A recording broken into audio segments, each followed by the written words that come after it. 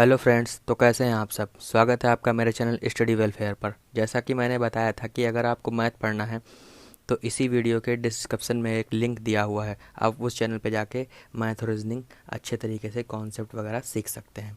तो मिलते हैं आज मेरे टॉपिक वित्तीय समावेशन के साथ में। तो जानेंगे क्या होता है वित्तीय समावेशन। मतलब समाज के एक वंचित वर्ग को, जो समाज का एक निम्नतम वर्ग है, जो अर्थव्यवस्था में सबसे निचले तबके पर आता है, जो सुदूर क्षेत्र या ग्रामीण क्षेत्र में रहने वाला व्यक्ति है, उस व्यक्ति को वित्तीय व्यवस्था की मुख्य धारा से जोड़ना और उसे विकास की मुख्य धारा में लाना ही वित्तीय समावेशन कहलाता है। मतलब वित्तीय समावेशन का आशय समाज के वंचित वर्ग को प्रचलित वित्तीय व्यवस्था से जोड़ना होता है। तो हम देखेंगे कि वित्तीय समावेशन के अंतर्गत नागरिकों को क्या क्या सुविधाएं मिलती हैं।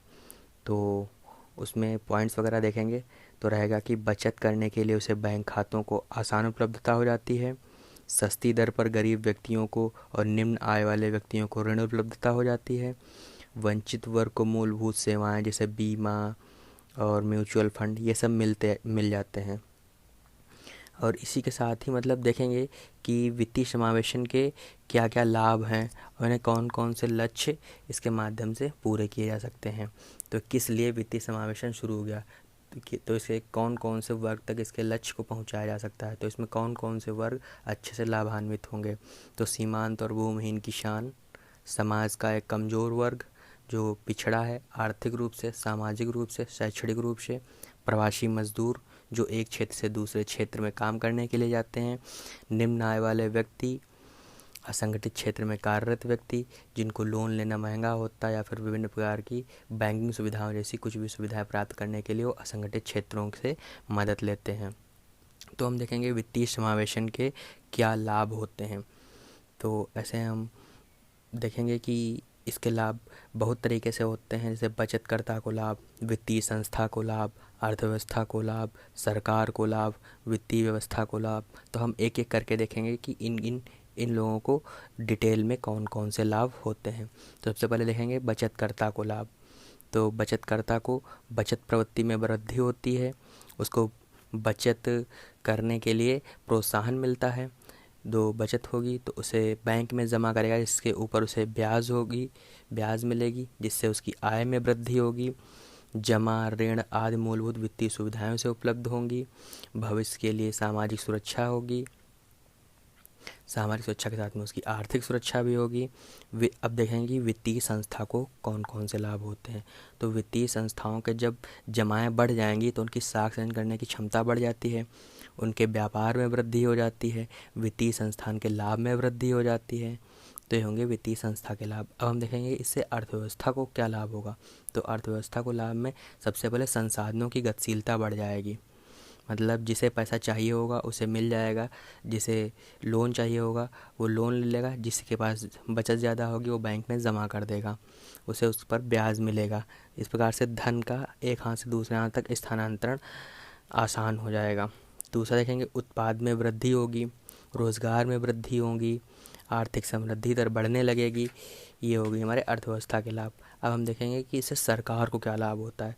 जब सरकार को सारा पैसा इकोनॉमी में चलेगा तो सरकार को विभिन्न कार्यकारी योजनाओं के लिए ज़्यादा धन मिलेगा, अधिक आय होगी उसकी। दूसरा सब्सिडी के जो व्यर्थ खर्चे हैं उनसे बच जाएगी। वह सीधे अब डायरेक्ट बेनिफिट ट्रांसफ़र मतलब डीबीटी के माध्यम से प्रत्येक व्यक्ति के खाते में ही वह सीधे सब्सिडी को ट्रांसफ़र कर देगी। इससे राजकोषीय घाटे पर भी नियंत्रण आएगा। कल्याणकारी योजनाओं का जो वास्तविक लाभ हो वो वास्तविक लाभार्थी तक पहुँचेगा। तो अब उसके बाद देखेंगे वित्तीय व्यवस्था को कौन कौन से लाभ होते हैं। तो असंगठित वित्तीय बाजार संगठित वित्तीय बाजार में परिवर्तित होने लगेगा, प्रत्येक व्यक्ति तक वित्तीय सुविधाएं पहुंच सकेंगी, समाज के अंतिम व्यक्ति को वित्तीय व्यवस्था से जोड़ना सरल हो जाएगा। तो साथ ही हम ये भी देख लेते हैं कि वित्तीय समावेशन में वृद्धि के लिए कौन कौन सी संस्थाएं काम कर रही, कौन कौन सी संस्थाएं अपना योगदान दे रही। तो बैंकिंग संस्थाएं तो योगदान दे ही रही हैं, जैसे वाणिज्यिक बैंक, सहकारी बैंक, आरआरबी, भुगतान बैंक, स्मॉल बैंक। उसके साथ ही अनेक और बैंकिंग प्रणालियों जैसी काम करने वाली संस्थाएं भी अपना सहयोग दे रही हैं, जैसे बैंक साथी, बीमा कंपनियां, पोस्ट ऑफिस, एनबीएफसीज, एमएफआई मतलब माइक्रो फाइनेंस इंस्टीट्यूशंस, उसके साथ ही स्वयं सहायता समूह। तो हमने देख लिया है वित्तीय समावेशन से उसके लाभ कहाँ कहाँ पे सबको लाभ मिला। तो अब इसके साथ देख लेंगे कि वित्तीय समावेशन पता कैसे चलेगा कि वित्तीय समावेशन हुआ है, क्या उसका इम्प्लीटेशन कुछ प्रभावी बना है, मतलब उसका मापन कैसे करेंगे। तो वित्तीय समावेशन मापने के लिए वित्तीय व्यवस्था में समाज के वंचित वर्ग को आकलित किया जाता है, देखा जाता है कि उसको कितना लाभ हुआ है, या फिर जो वंचित वर्ग है उसको वित्तीय व्यवस्था से कितना अत्यधिक जोड़ा जा सका है।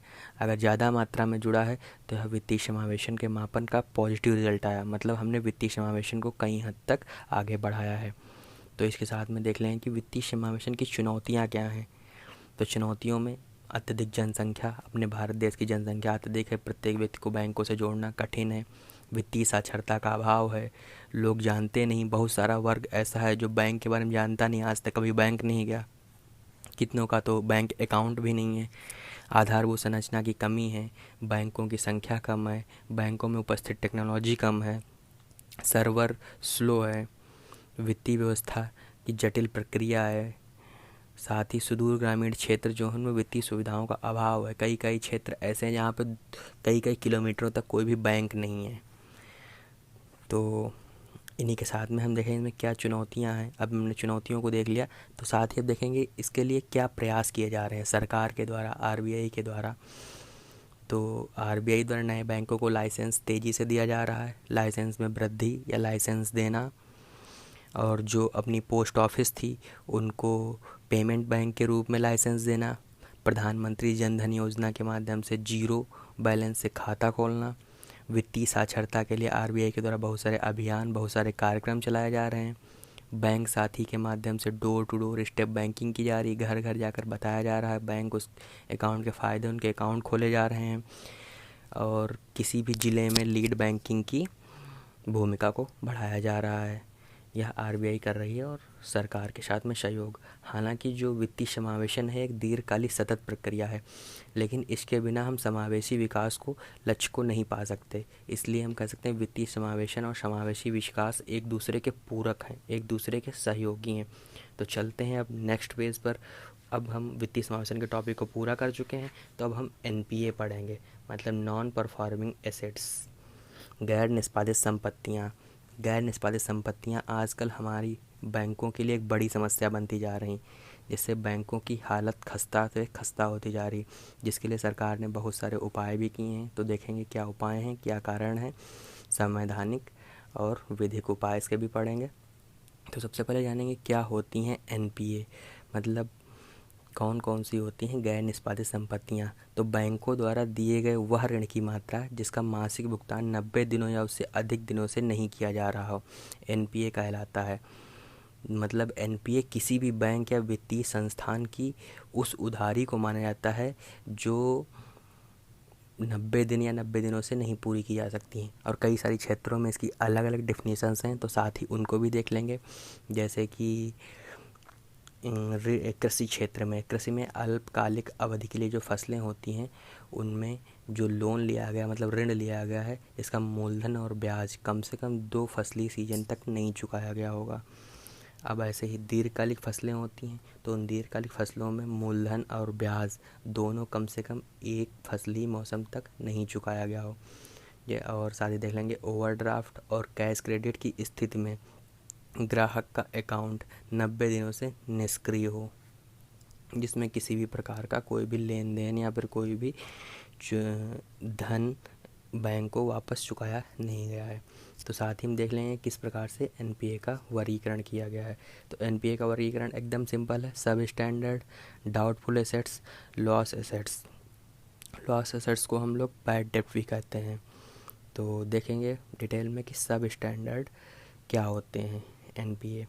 तो ऐसा एनपीए ऐसी परिसंपत्तियाँ जिनमें 1 वर्ष तक, मतलब 1 वर्ष है हो चुका है, 1 वर्ष से उस पर कोई भी परिसंपत्तियों पर कोई भी ईएमआई या फिर किसी प्रकार का बैंक को ऋण वापस भुगतान नहीं किया गया है, तो सब स्टैंडर्ड होती हैं। एनपीए। ऐसे ही डाउटफुल एनपीएस जिन पे 1 वर्ष से अधिक एनपीए श्रेणी में आते हैं, मतलब उन पे 1 वर्ष से अधिक से समय में कोई भी ऋण चुकाया नहीं गया है।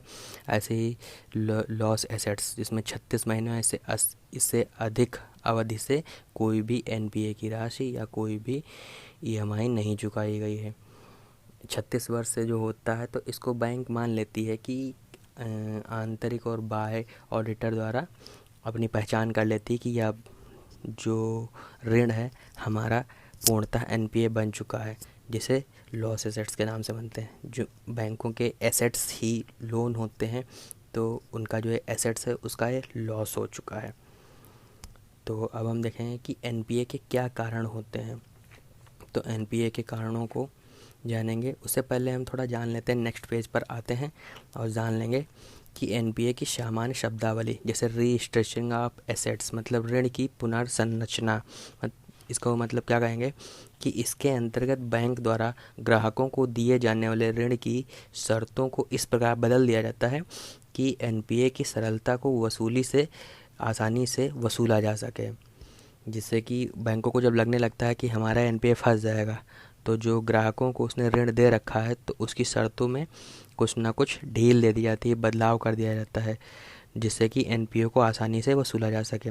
जैसे कि भुगतान की समयावधि का बढ़ा देना, ऋण की ब्याज की दर को कम कर देना, ऋण प्रतिभूति को अंश प्रतिभूति में परिवर्तित कर देना। ऐसे ही दूसरा अब हम देखेंगे राइट ऑफ एसेट्स, मतलब वह परिसंपत्ति जिसके बारे में बैंक मान लेता है, उसको एहसास हो जाता है कि ऋणी बैंक के ऋण का भुगतान अब नहीं कर पाएगा, तो बैंक उसकी परिसंपत्तियों को राइट्स ऑफ कर लेता है, मतलब खुद अधिग्रहित कर लेता है। अब उसकी जो क्षतिपूर्ति है वह बैंक अपने अनुसार पूरा करेगा, उसकी परिसंपत्तियों को अपने अधिकार में लेके उनकी नीलामी करेगा इस माध्यम से। तो इसका मतलब ये नहीं होता है कि राइट्स ऑफ एसेट्स में कि ऋण माफ़ कर दिया गया, या फिर कई बार ऐसा होता है कि उसकी परिसंपत्तियाँ उसके ऋण से कम ही रह जाती हैं, तो इसका मतलब ये नहीं होता है कि उसको ऋण माफ़ कर देना। बस यही कोशिश रहती है बैंकों की कि ज़्यादा से ज़्यादा धन वसूला जा सके। यह पूरा कार्य सिर्फ इसलिए किया जाता है ताकि बैंक की बैलेंस शीट को साफ रखा जा सके। तो अब हम देखेंगे कि एनपीए के क्या कारण हैं। तो एनपीए के बहुत सारे कारण हैं, उसमें पहला देख लें कृषि क्षेत्र की अनिश्चितता। ये किस प्रकार से कृषि क्षेत्र की अनिश्चितता एनपीए को प्रभावित करती है। मतलब किसानों को जो फसल का उचित मूल्य नहीं मिल पाता है या मौसम खराब हो जाता है, जिसके कारण वह ऋण चुकाने में असमर्थ होते हैं, जिस प्रकार एनपीए में वृद्धि होती है। वैसे औद्योगिक समृद्धि दर में कमी, जब भी औद्योगिक उत्पादन में कमी के कारण औद्योगिक समृद्धि दर घटने लगती है, जिससे जो औद्योगिक इकाइयां हैं उनका मुनाफा, उनका उत्पादन कम होने लगता है, जिससे वह ऋण चुकाने में असमर्थ हो जाती हैं। इससे औद्योगिक समृद्धि दर घटने लगती है और साथ ही बैंकों का एनपीए बढ़ने लगता है। यह स्थिति एक प्रकार की ट्विन बैलेंस की सीट प्रदर्शित करती है, क्योंकि औद्योगिक इकाइयों की बैलेंस शीट खराब होने के साथ साथ बैंकों की भी बैलेंस शीट भी नकारात्मक प्रभाव पड़ता है, जिसे हम कह सकते हैं कि ट्विन बैलेंस शीट प्रॉब्लम कहते हैं इसे। मतलब एक के खराब होने से दूसरी खराब हो रही, जुड़वा, एक के साथ में दूसरा भी प्रभावित हो रहा है। ऐसे ही बैंकों के खराब प्रबंधन से, तो बैंकों के खराब प्रबंधन से किस प्रकार से, जो मुख्यतः सार्वजनिक क्षेत्रों की बैंकें हैं उनका प्रबंधन खराब होने से, जैसे तकनीकी कार्यकुशलता में कमी और उचित प्रबंधन नहीं किया गया, ऋण देने से पहले सही से आकलन नहीं किया गया, उसकी परिसंपत्तियों को टटोला नहीं गया, जिससे उनके एनपीए में वृद्धि हो जाती है। तो अब देखेंगे कि चौथे नंबर पे आर्थिक समृद्धि दर में कमी किस तरीके से एनपीए को बढ़ा देती है। तो वैश्विक आर्थिक मंदी या फिर अर्थव्यवस्था की घरेलू नीतियाँ, या फिर उन्हीं घरेलू नीतियों में वैश्विक आर्थिक मंदी की वजह से आया बदलाव, जैसे कि आर्थिक समृद्धि दर घटने लगती है। इनके घटने से आर्थिक इकाइयों को ऋण भुगतान करने की क्षमता कम होने लगती है, जिसके कारण एनपीए बढ़ने लगता है।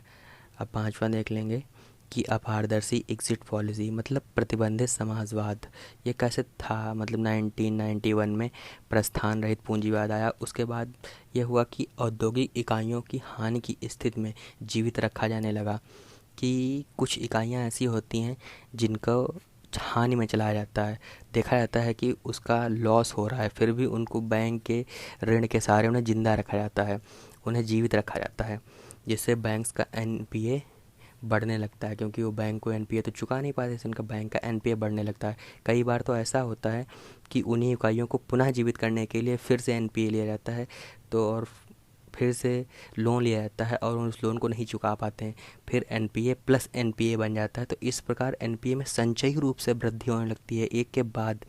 यह भारतीय अर्थव्यवस्था की प्रस्थान रहित पूंजीवाद की स्थिति को दिखाता है कि मतलब किस तरीके से पूंजीवाद बनाए रखने के लिए, मतलब उस कंपनी को बनाए रखने के लिए हमने लोन पे लोन लिया और हम नहीं चुका पाए, जिससे बैंकों का एनपीए बढ़ गया।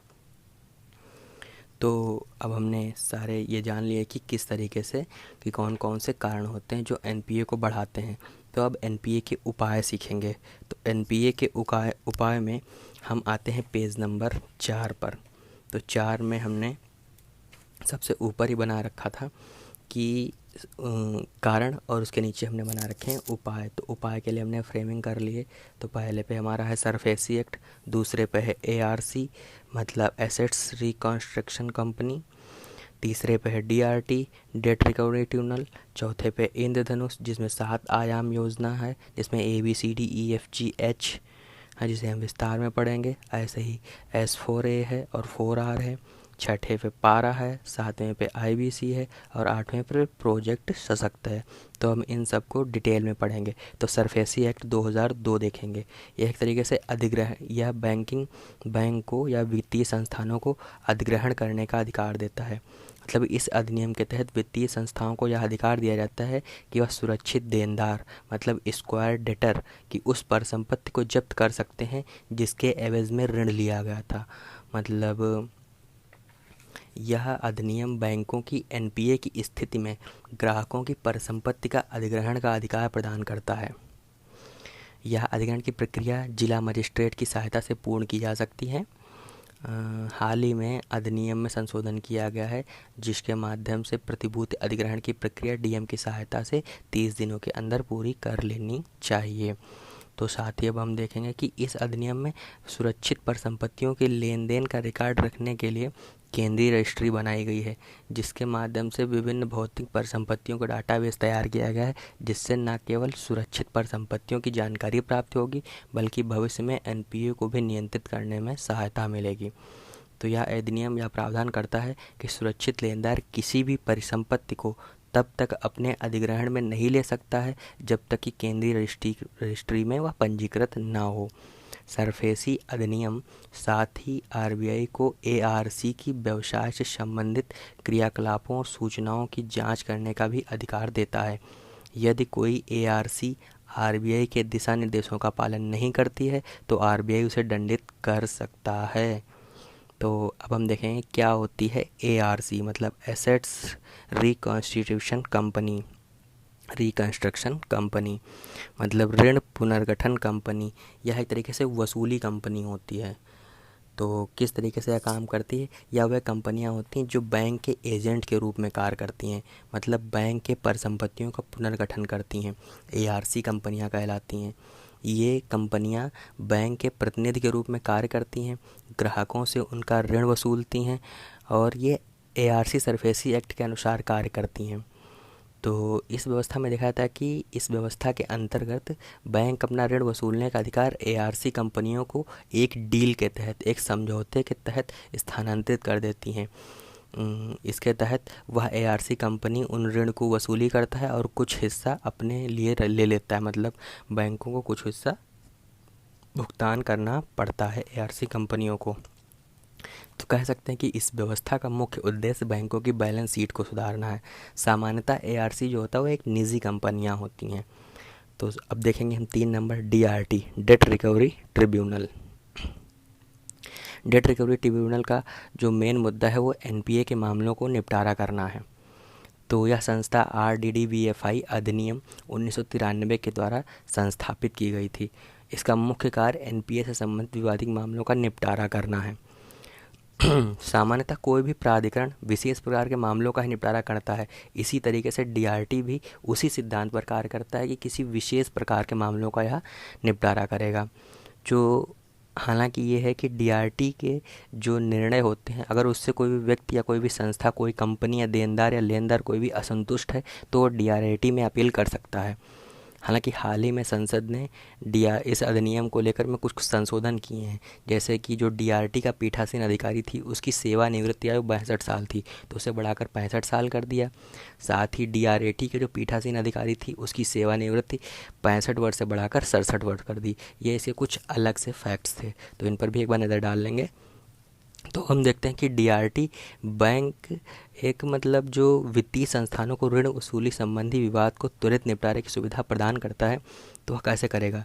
जो पहले अपना पूर्व में आरडीडी बीएफआई एक्ट का प्रावधान था, इसके तहत बैंक और वित्तीय संस्थाओं को प्राधिकरणों को मामला उस जगह दायर करना होता था जिस क्षेत्राधिकार में वो प्रतिवादी निवास करता था, जिसने लोन ले रखा था वह निवास करता था।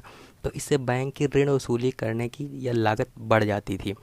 तो इसी लागत को कम करने के लिए बैंकों को थोड़ा आराम देने के लिए, उन्हें थोड़ा सा रिकवरी और अच्छे से कर पाने के लिए, उनका घाटा कम करने के लिए, तो इस एक्ट में संशोधन के द्वारा प्राधिकरण का मामला में कुछ बदलाव किए गए।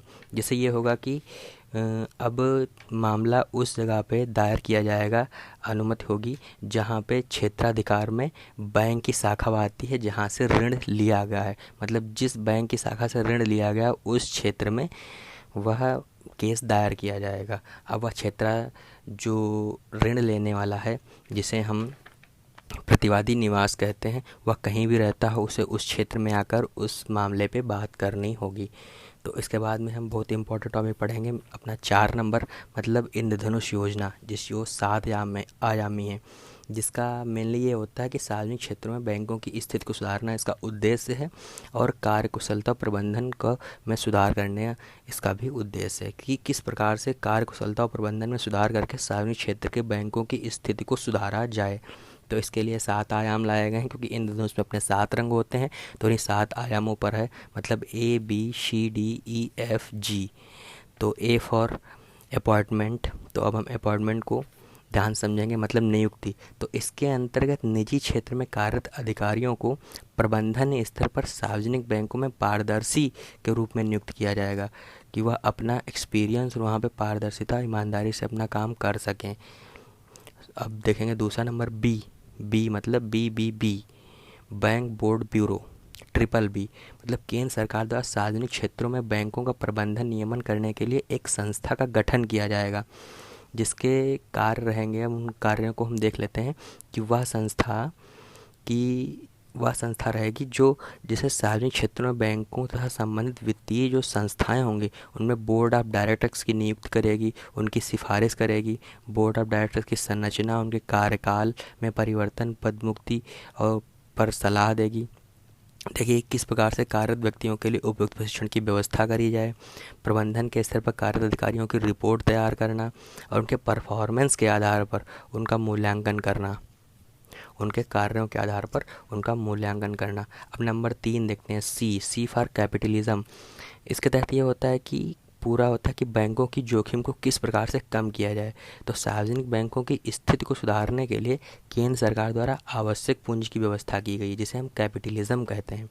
ऐसे डी फॉर मतलब डी स्ट्रेसिंग, मतलब किस तरीके से बैंकों का स्ट्रेस कम किया जाए। तो स्ट्रेस कम करने के लिए कि बैंकों के ऊपर अब किसी भी प्रकार का अनावश्यक दबाव नहीं रहेगा, किसी भी सरकारी परियोजना में उसे अनावश्यक रूप से भागीदारी नहीं बनाया जाएगा, जब उसकी मर्जी होगी तभी वो भागी लिया जाएगा। मतलब सरकारी हस्तक्षेप को न्यूनतम किया जाना चाहिए, इसके माध्यम से इसकी सिफारिश दी गई, इसका काम दिया गया। अब ई फॉर एम्पावरमेंट, मतलब किस तरीके से उसको सशक्त बनाया जाए, पावरफुल बनाया जाए। तो बैंकों के प्रबंधन को अधिक सशक्त और सुदृढ़ बनाने के लिए सरकारी हस्तक्षेप को न्यूनतम करना होगा। मतलब बैंकों के कार्य को करने के लिए उसकी स्वतंत्रता की आवश्यकता है, उसे स्वतंत्र रहना होगा अपने काम के लिए, तो इसके लिए उसकी स्वतंत्रता प्रदान की जाएगी। एफ फॉर फ्रेमवर्क, तो बैंकिंग अधिकारियों की जवाबदेहिता को बढ़ाने के लिए उनकी परफॉर्मेंस के आधार पर उनका मूल्यांकन किया जाने लगा। मतलब ये नहीं है कि उनकी एक्सपीरियंस के आधार पर या फिर उनकी दिए गए सालों के उनके किए गए काम के आधार पर उनका सिर्फ और सिर्फ मूल्यांकन उनके परफॉर्मेंस के आधार पर किया जाएगा। फ्रेमवर्क, परफॉर्मेंस के आधार पर उनकी प्रोन्नति की जाएगी। अब जी फॉर गवर्नेंस, बैंकों के प्रशासनिक ढांचों में अधिक पारदर्शिता लाने के लिए अब तकनीकी का इस्तेमाल किया जाने लगा। जैसे मतलब गुड गवर्नेंस, ये गवर्नेंस का एक काम रहेगा। तो हम अब देखेंगे इसके साथ ही कि अब अपना आ गया कि 5 नंबर S4, और उसी के साथ में 4R है। तो हम पहले 4R को देख लेंगे। 4R एक सिंपल सा होता है, रिकग्निशन मतलब पहचान करना, रिकैपिटलिज्म मतलब उचित या अधिक मात्रा में पूंजी की पहुंच बनाना, या फिर पूंजी इकट्ठा करना, या फिर पूंजी की उपलब्धता सुनिश्चित करना, रिसोल्यूशन मतलब उसका समाधान हो, रिफॉर्म मतलब सुधार किया जाए। तो इसी पे आगे बढ़ते हुए अब हम देखेंगे S4A। तो S4 मतलब SSSSA मतलब scheme for sustainable stressing stressed assets. मतलब इस योजना के अंतर्गत एक स्वतंत्र एजेंसी के माध्यम से निर्णय लिया जाएगा कि बैंकों की दबावग्रस्त परिसंपत्तियों का कितना हिस्सा सस्टेनेबल है और शेष बचे हुए हिस्से का कितना अंशधारणी माना जाए। मतलब अंशधारणी का ये होता है कि वह संपत्तियां जिनसे आय अर्जित करना कठिन हो गया है वो अंशधारणी हो जाएंगी। तो यह सब सुनिश्चित किया जाएगा एक निजी कंपनी के माध्यम से। अब उसी को हम आगे बढ़ते हुए 6 नंबर पर देखेंगे पारा।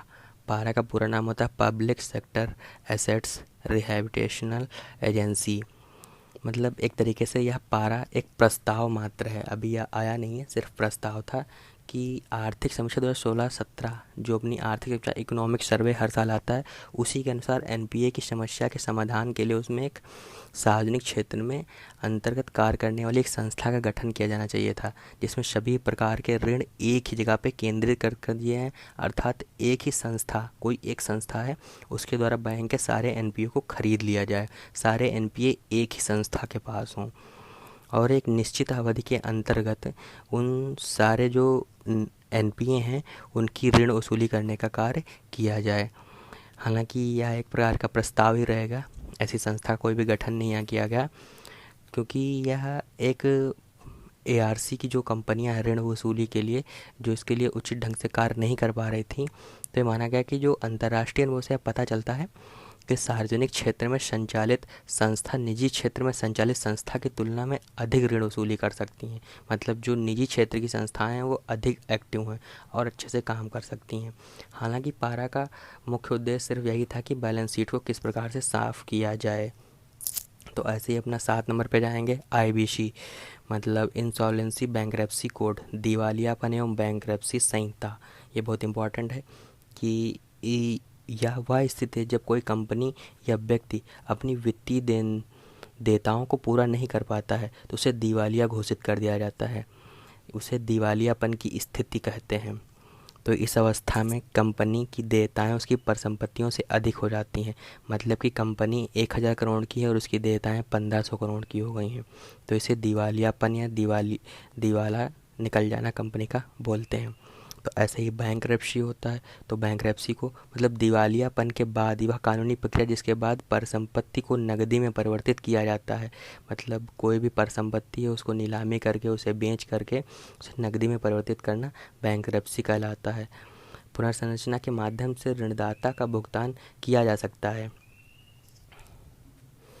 तो यह संभव है कि कई बार होता है कि दिवालियापन के बाद भी बैंकरप्सी की आवश्यकता नहीं पड़ती है। मतलब व्यक्ति या कंपनी दिवालिया हो गई फिर भी उसकी परिसंपत्तियों को बेचा नहीं जा रहा है, तो इसके पीछे रीज़न होता है कि जो ऋणी और ऋणदाता, मतलब जिसने ऋण दिया और जिसने ऋण लिया है, वो उन दोनों की आपसी सहमति के आधार पर ऋण भुगतान का मार्ग निकाल लिया जाता है। तो इससे पहले मतलब bank IBC insolvency bankruptcy code से पहले कुछ दिवालियापन और बैंकरप्सी संबंधित कानून थे, तो उन कानूनों पर एक बार नज़र डाल लेंगे। वो कौन कौन से थे, मतलब कंपनी अधिनियम 2013, सरफेसी अधिनियम 2002, आरडीडी बीएफआई एक्ट, प्रांतीय दिवालियापन अधिनियम। तो ये रहा कि जब इतने सारे पहले से अधिनियम नियम थे तो इसे बदलाव की आवश्यकता क्यों पड़ी, क्यों आईबीसी लाना पड़ा। तो उसके लिए देखेंगे कि जो एक कानून थे इसमें दिवालियापन की प्रक्रिया पूर्ण करने में औसतन कम से कम 4 साल लग ही जाते थे, जिससे न केवल बैंक का एनपीए बढ़ता था बल्कि उससे जो ग्राहक थे उसके ऋण की उचित वसूली भी नहीं हो पाती थी। 4 साल में जो मौद्रिक मौद्रिक मुद्रास्फीति होती थी वो काफ़ी ज़्यादा बढ़ जाती थी, जिसके कारण आज 4 लाख रुपए की वैल्यू ज़्यादा है और 4 साल बाद उन्हीं 4 लाख रुपयों की वैल्यू कम हो जाती थी। इससे बैंक को घाटा होता था और बैंक को बहुत सारा इधर उधर आने जाने में, परिवहन, इन सब चीज़ों में अपना खर्च करना पड़ जाता था। तो इसके लिए इन नए आईबीसी की आवश्यकता पड़ी। तो हम देख लेंगे कि किस तरीके से जो यह संहिता लागू की गई, उसमें क्या इसके उद्देश्य थे, किस लिए लागू की गई।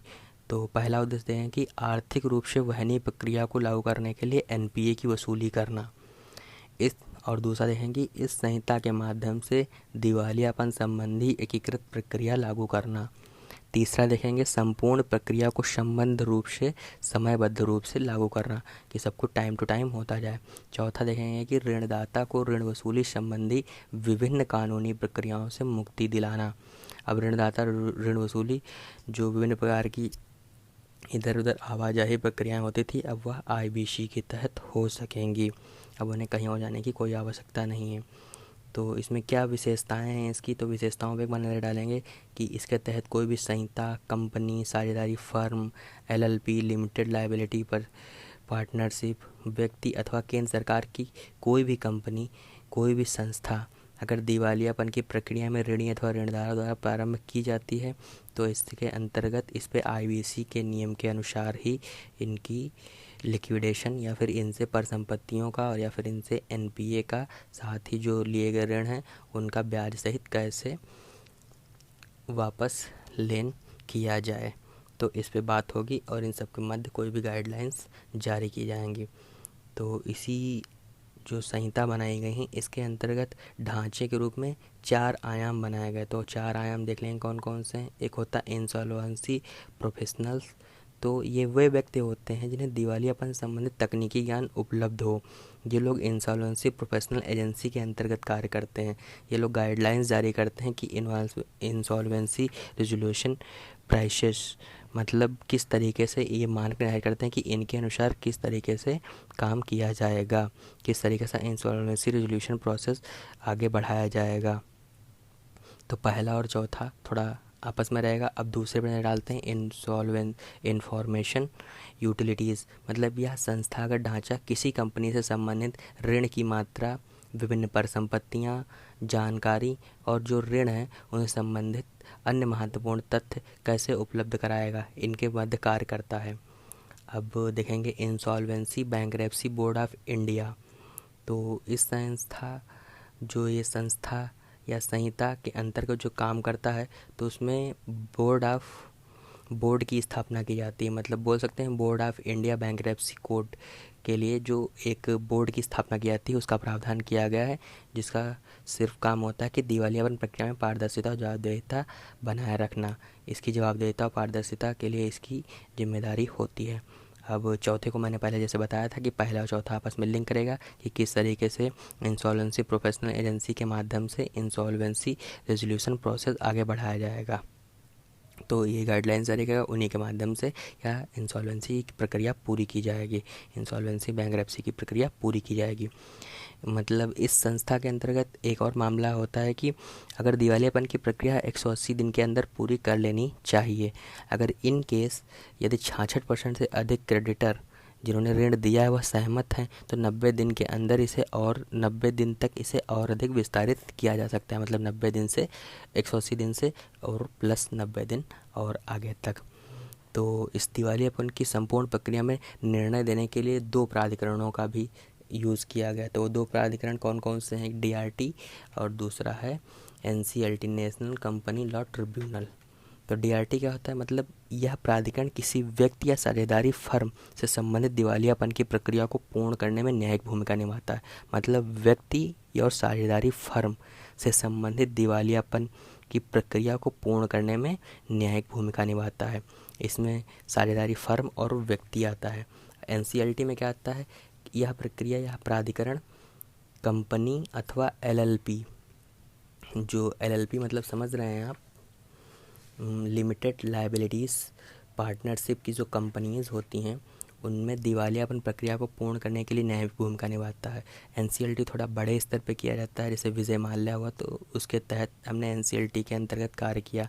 इसमें अंतिम विकल्प लिक्विडेशन होता है, मतलब जो भी परिसंपत्तियाँ हुई उन्हें बेचकर किसी भी प्रकार से उनसे धन के रूप में उन्हें लिक्विडेशन, तरलता के रूप में परिवर्तित करना, अंतिम उपाय लिक्विडेशन माना जाता है।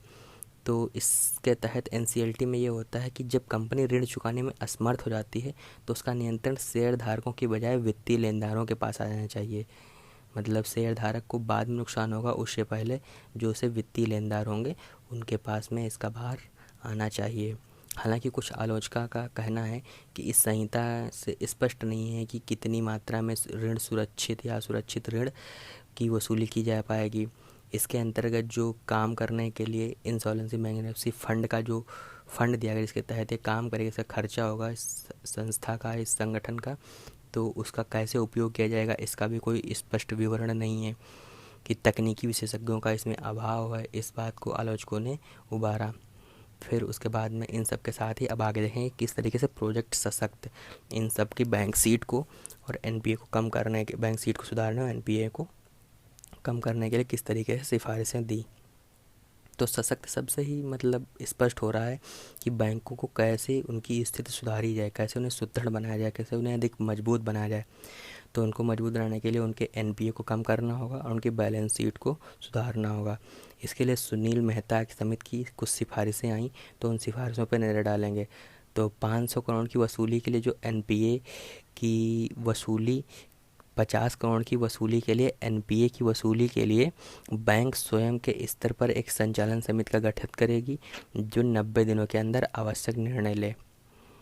अब इसी तरीके से 500 से 50 करोड़ से एनपीए से निपटने के लिए वित्तीय लेनदारों के मध्य इंटर क्रेडिटर समझौता किया जाएगा, जो लीड बैंक के द्वारा 180 दिनों में लागू किया जाएगा। यह प्रक्रिया असफल होने पर संबंधित मामला एनसीएलटी के समक्ष रखा जाएगा। अब इसके बाद 500 करोड़ रुपए से अधिक एनपीए से निपटने के लिए पृथक रूप से संस्था की स्थापना की जाएगी। मतलब एक अलग संस्था की स्थापना की जाएगी जो एएमसी होगा, मतलब एसेट्स मैनेजमेंट कंपनी।